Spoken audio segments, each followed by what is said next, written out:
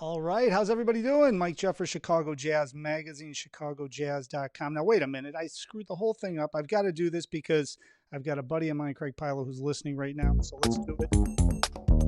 Theme song. Thanks to Craig Pilo for the theme song, man.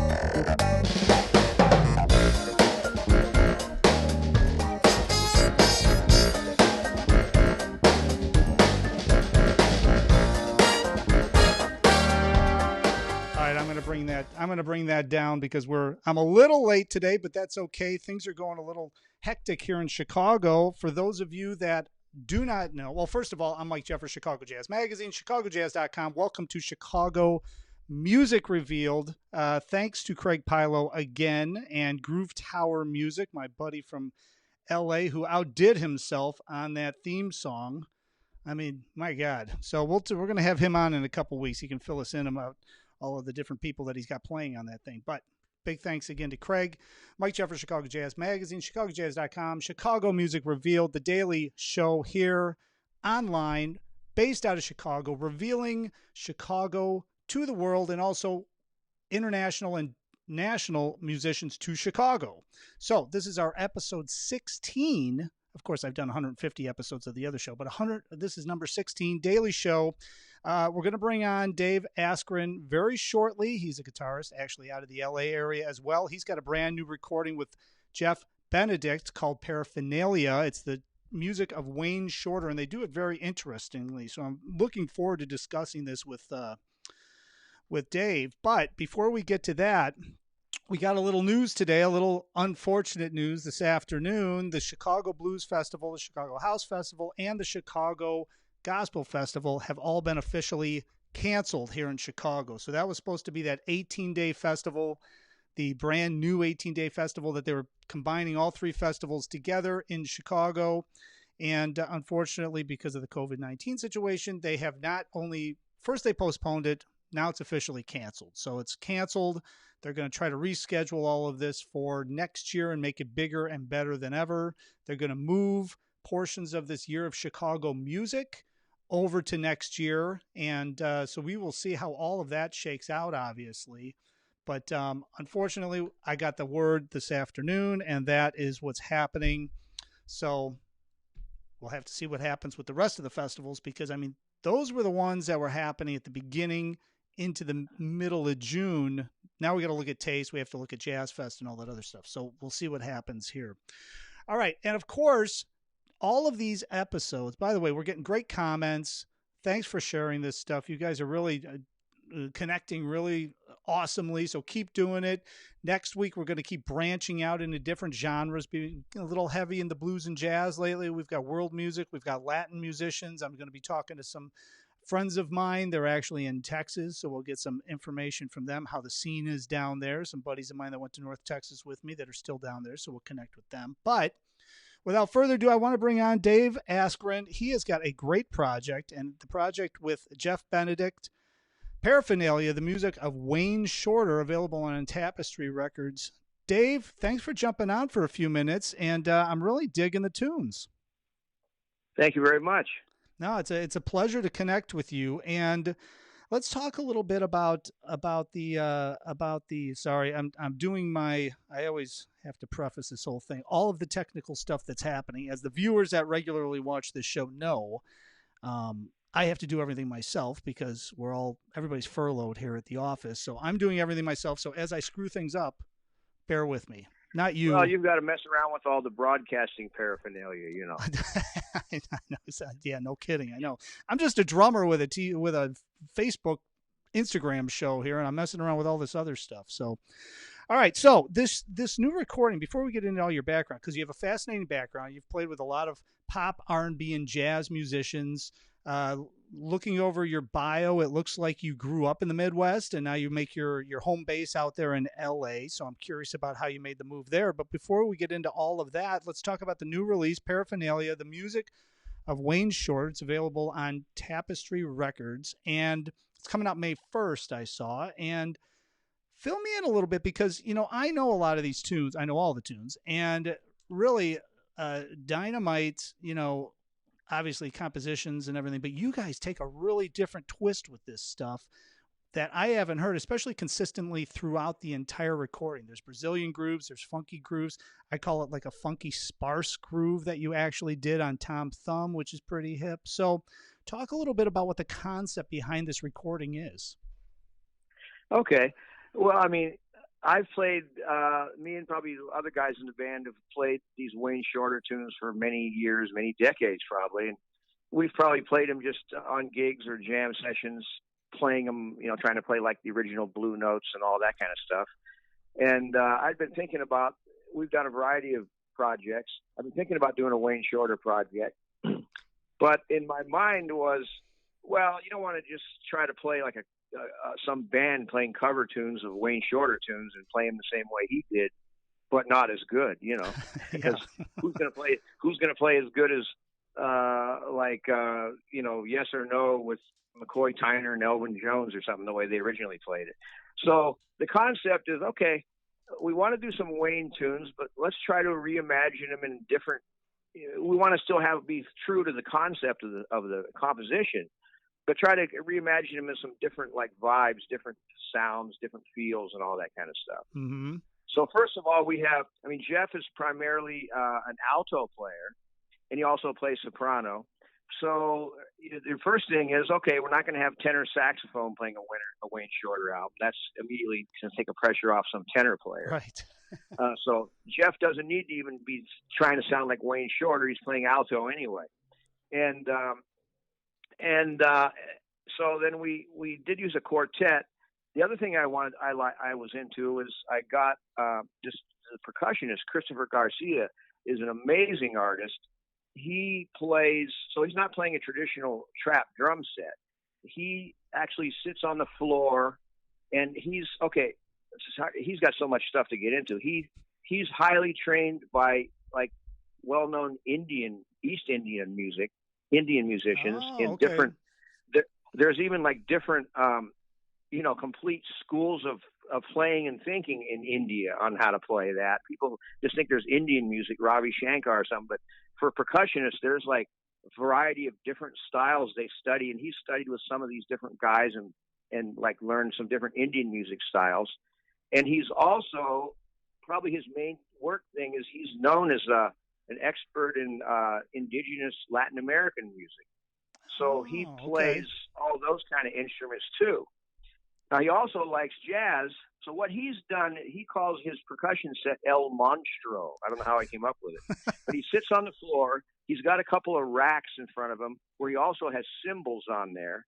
And he's got like tablas and Latin American instruments. And I think sometimes he sits on a cajon behind the rack. If any people know what a cajon is, it's like a box that percussionists sit on the box and play it with their hands. Mm-hmm. And then he even does stuff with his feet too. So sometimes you're listening to various tracks on here, and it's all done live, by the way. There's no overdub. So I'll be listening on headphones, and I'll say, "Wow, why? Chris seems like he's playing like 2 or 3 hands already, and I hear some bell coming in." He does like amazing different stuff. So the thing about Chris is great is if he's whenever you play with him. I originally met him playing with a great violinist in L.A. named Harry Scorzo, and he's just the kind of guy that whatever he's playing, it's going to have a completely original twist, and he's going to make creative things happen. So I said, if I get Chris on this Wayne project, I know we're going to be going different directions immediately. It's going to not be. So that's a great thing. We have the percussion. He's like a whole percussion section in one. And so there's alto and soprano sax, me playing guitar, and then upright bass, and Chris on the multiple percussion. Well, that's the thing that I dug. That's the thing that I dug about it is because there's a lot of levels, and I'm glad you brought up and explained the percussion part of it because, you playing guitar and then you've got the saxophones above it and all that, but with that texture underneath, it changes everything. I mean, I think if somebody was just playing a trap drum set and they were playing Brazilian grooves, it would have been cool. But I'm glad you explained that because you could hear the different textures that he's creating that ties in perfectly with the bass. And then with the guitar on top of that, it just adds another level, that you are getting as opposed to just like the standard quintet or quartet setup. Exactly. and he's the kind of musician that he feeds you. There's nothing. I mean, there's plenty of people who practice and play all kinds of great stuff by themselves. That's fine, but I mean, personally, I feel like I play the best when I'm having interactions and being fed by some other people in the band. And yeah, Chris is constantly like that. You play a little something, and he's playing a lot of things. He could take a left turn from where you originally thought the tune was going to go, but it's all going to be very musical, Well, and there's so many Wayne tunes that you could have picked. How did you arrive on these? Because, I mean, and these are all great tunes, but I mean, how'd you arrive? How'd you even get the repertoire list down to these tunes? Sure. I mean, you always run the risk of leaving out stuff. Mm-hmm. Well, I mean, and plus we don't say the music of Wayne Shorter. That's why I made a point to say that. It's just like some music of Wayne Shorter. There's so much different stuff. Right. So I'm mostly into the Wayne solo albums, the Blue Notes from the '60s, and then him. One reason he was hired by Miles Davis in like 1964 was because he's a composer already, and he added Miles loved to have people adding their own thing into his band. So like an ESP is a Wayne tune on a Miles album, and let's see, then going down the tracks, and Yes or No is just a Wayne tune on his own album. And Iris is another Miles tune. Mahjong is another Wayne tune on his own album, and then Fall and Paraphernalia are Wayne tunes on Miles albums. Mm-hmm. So that's the kind of stuff I like, and I wanted to it's obviously make them a little bit different. So ESP, actually it's kind of cool because I'm interested. I'm still influenced by Miles the way we did ESP because I love Miles. When he came back in the early '80s, I think is maybe one of his most underrated bands with Marcus Miller, kind of a music director, and Al Foster on drums, Mike Stern. So they did a lot of grooves that are like it's like the swing feel is still on top in the double time. But on the bottom is kind of the halftime funk rock type of thing going on. Mm-hmm. So they're playing rock, funk, and swing at the same time, back and forth. And that's the kind of feel I've thought about for ESP because it's a fast swing tune. Right. So in my mind, it's still that fast swing is still there on the top, but underneath it's kind of a halftime funky thing. So you can kind of in your solos, you can still be playing like off the fast swing or into the funk. And you can go back and forth. So that's where we got that groove on ESP from. No, it's it's. I mean, the whole album is what I liked about it is that each tune is different. It's got different textures. It's got different grooves. Because founding Chicago Jazz Magazine so many years ago, I've heard hundreds and hundreds of releases, obviously, where they're playing standards, and they're either playing the standards and they're trying to do something different with it, which is what you guys did, which is interesting to hear, or they're just playing the standard, and here's the standard, and you're right, they're not Wayne Shorter, so why am I listening to this? So that's the way I am. If I turn on the radio, somebody playing that, I'm well, I'll just put on Wayne. Right. So it's the thing I liked about it is that I can tell that you're influenced by a lot of different styles too, and I think that comes out with your background. So let's talk a little bit about your background. You grew up in the Midwest, right? Were you born in Milwaukee? Is that what I saw? And then you moved to Midwest? I mean, I was born in Milwaukee. My dad was military and then civilian working for the military. So I was born in Milwaukee, and then he moved to Raleigh, North Carolina right away.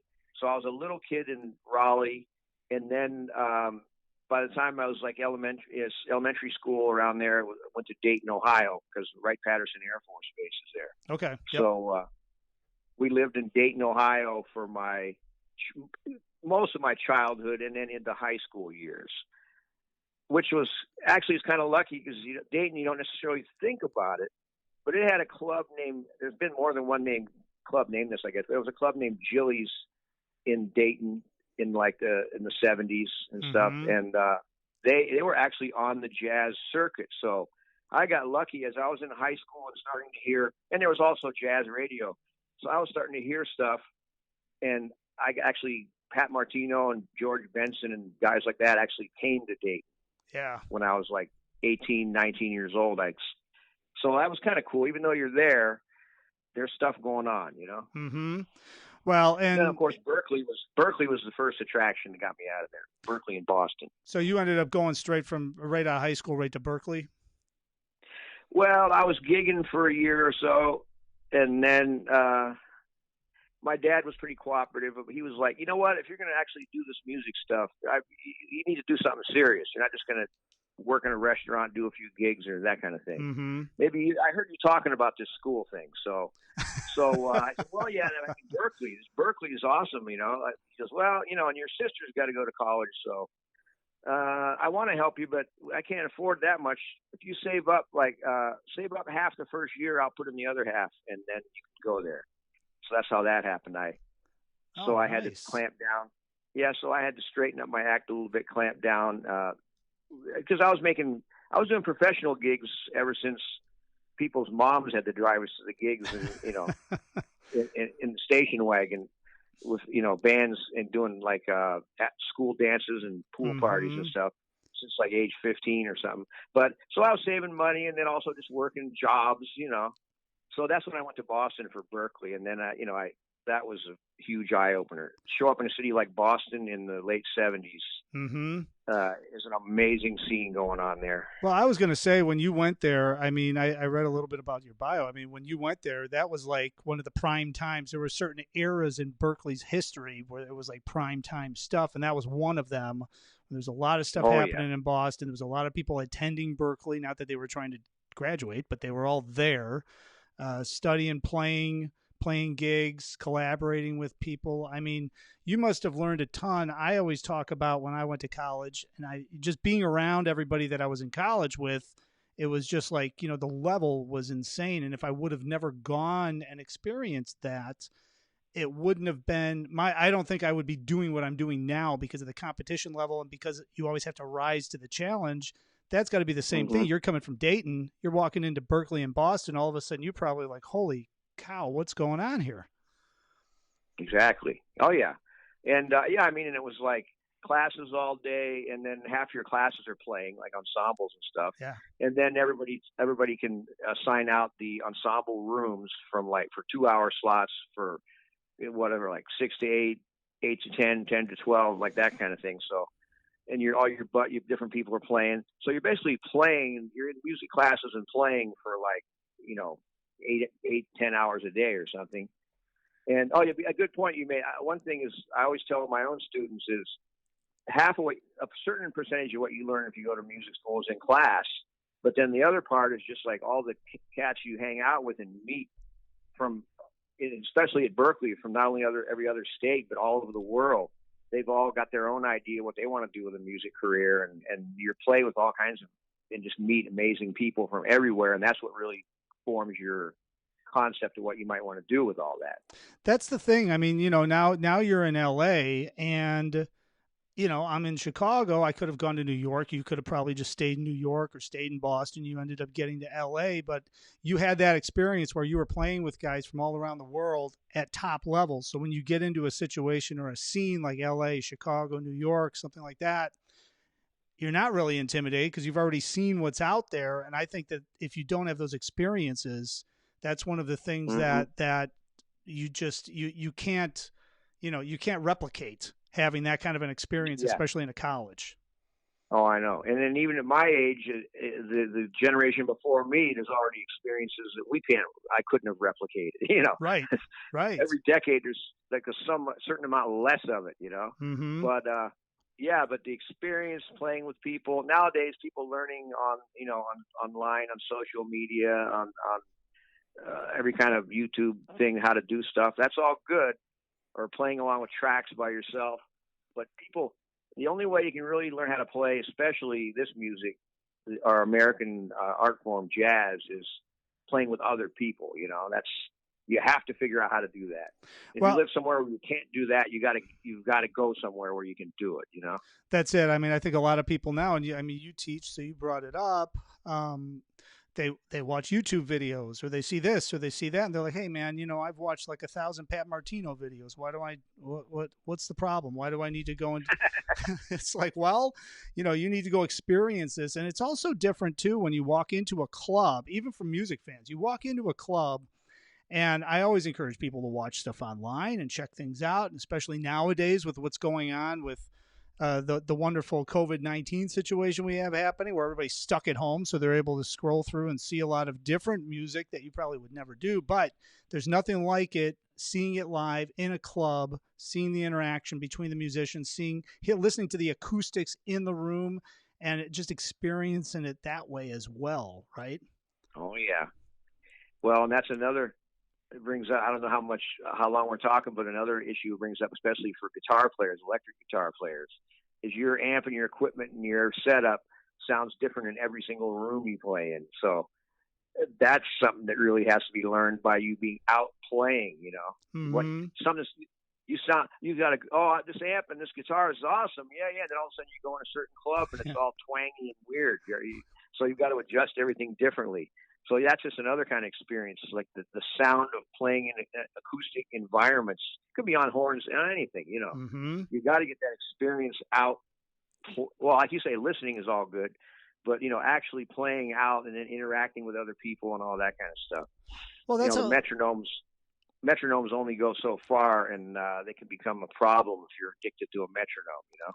Well, that's also how, you know, yourself. I mean, I think of myself the same way. I can walk into any situation, and within about the first 4 or 8 bars, I'm like, okay, I cannot play this loud. I got to play louder. I got to do this. I got to do that. I'm listening to the bass. I got boom, and then it sounds like to the audience that, man, these guys must have been rehearsing all afternoon. What's going on? It's like the first time I've met 3 of the guys on the bandstand, but it's because of that experience that we can just meld right in and make it happen. And that's something that you can't teach and you can't learn online. You need to go experience it. So you got to play. And that makes you're a drummer, right? I'm a drummer. Yeah. Yeah.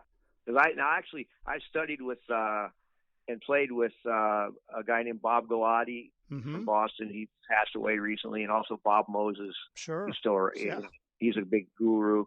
So, you know, I went and studied with and wanted to find out what they taught drummers too, because I'm like, really, there's only so much academic, you know, harmony and melody anybody can learn. And then you say, well, okay, I know the scales, I know these arpeggios, I know all these musical techniques. How come I still don't play as good as I want it? In the end, it's like rhythm and rhythmic phrasing and stuff. So that's a lot of stuff. I spent time working with drummers, and then they would, of course, introduce me to their best students and stuff like that to hang out with great drummers, you know. Well, you know, and you can't go. I mean, we can't go down the road because we'll be talking for the next 2 hours. But I mean, if you look back, and I mean, you go from Freddie Green to Wes Montgomery to I mean, just jumping forward, right? George Benson, and then Pat Martino, and you know, on and on and on and on.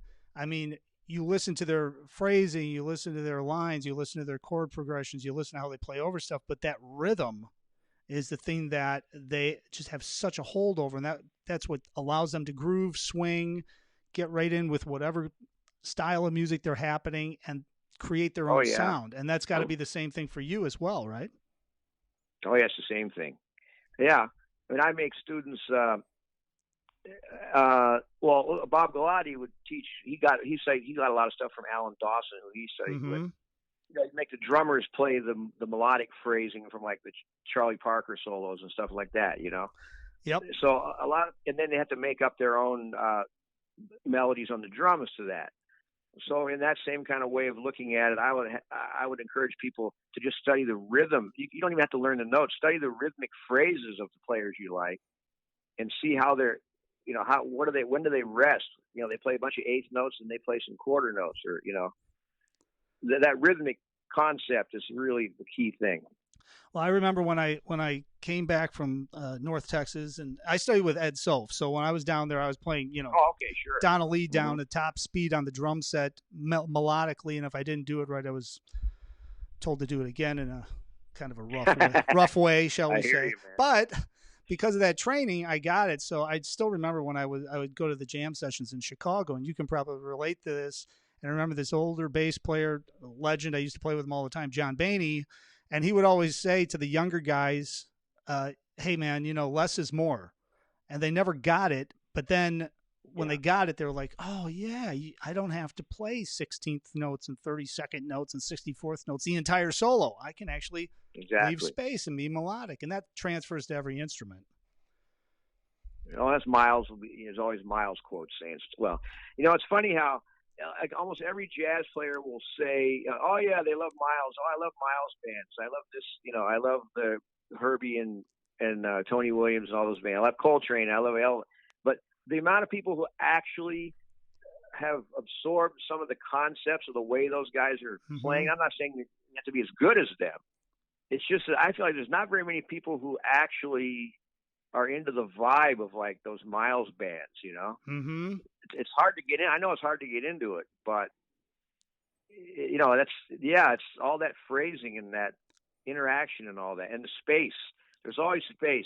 Everything Miles, he always plays something and then allows the rhythm section to do something before the next phrase, Well, and that's the hardest part, I think, about playing at a high level, no matter what genre of music you're playing in, is to allow space, because that's the hardest part about playing, is to know where to put that space and how to let the space happen, because that's what makes music, really, because you can play the notes, you can play the phrasing and all that, but that space in there, if there's not space, right, it doesn't allow the music to breathe. Even if you're playing up-tempo stuff, you still need to understand where to put that and allow your ideas to flow around that, and you brought up a great point. I mean, with the Miles stuff, and let's relate it back to your new recording, Paraphernalia, the music of Wayne Shorter, same thing. When you listen to Wayne, talk about space in between incredible lines, incredible phrasing. That's what makes the masters the masters.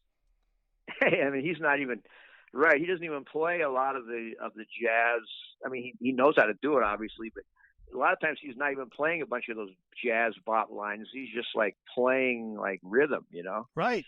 It's very simple melodic rhythm stuff and leaving holes for everybody else to complement. That's what's great about Wayne. All right, so let's make sure everybody knows where to go for this. It's coming out May 1st. It's Paraphernalia, the music of Wayne Shorter, Dave Askren, and Jeff Benedict. Where can they head to purchase stuff May 1st? Obviously, probably Apple, all of those good things. But what's your website? Where should we direct them? Yeah, I mean, my website, daveaskren.com. It's Dave and Askren, ASKREN.com. You can go there. It'll direct you.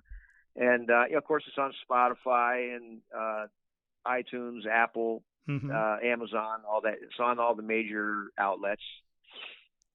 Well, that's great. I'm glad Holly Cooper, who I know, I've been working with her for years. She always sends me great stuff. So I'm glad that I started this daily show. I'm able to connect with all these people, because when we were just doing the Jazz Magazine, which we've done since 2002, it was always difficult because we'd write articles, we'd do reviews, but now I'm able to connect with so many different people from across the country doing this daily show and finding music like this to bring into the Chicago audience and make them aware of what's happening. So hopefully once this whole COVID-19 situation ends, you guys will actually be able to come play in Chicago at some point. That'd be exciting, right?